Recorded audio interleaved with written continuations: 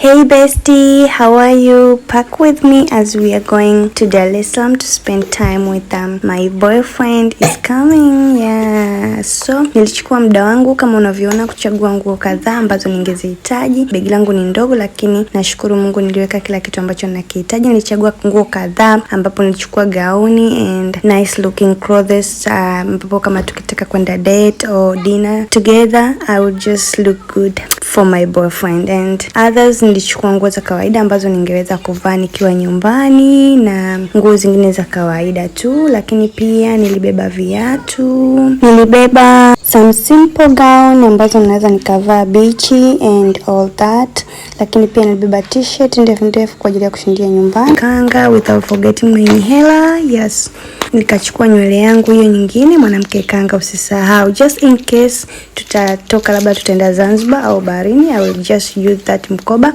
Ni mkoba mzuri kabisa, unapendeza, ni mkoba na una kofia yake cute. So my bag is small but ilifanana. Nilihitaji pia kuwa na vifaa vyangu vya kuchukulia video, life of content creator. So I think I will need this and I will take this with me and not that the first one. And that is my small kapochi ambacho naweka accessory nikiwa natoka au nasafiri. Now I will carry my little perfume, that feminine and that primer, and I will put them there.